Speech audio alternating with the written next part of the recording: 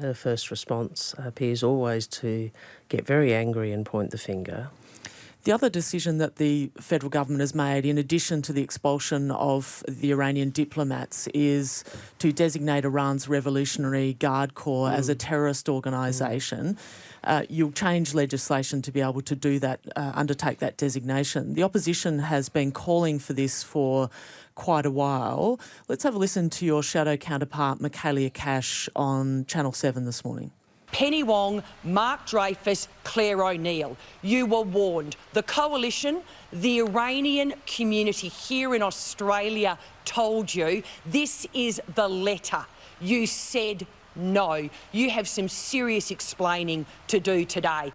Why didn't the federal government list the Revolutionary Guard earlier as a terrorist organisation? Well, first I'd say about Senator Cash is that her first response appears always to get very angry and point the finger. I recall her suggesting that these attacks were as a consequence of us changing our position at the United Nations in relation to a ceasefire and the observance of international law. I would make this point.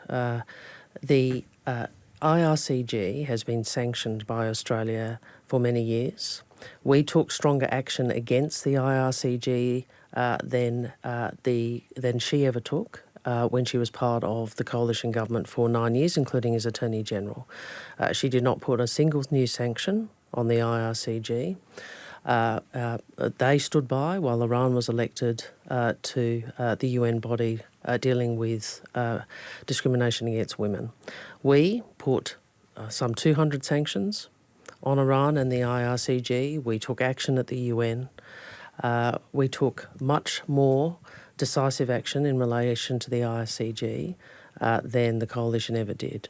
Well, why we are shifting to list them now is because the action that has been taken on Australian soil is unacceptable, and we will amend the legislation to list them as a terrorist organisation.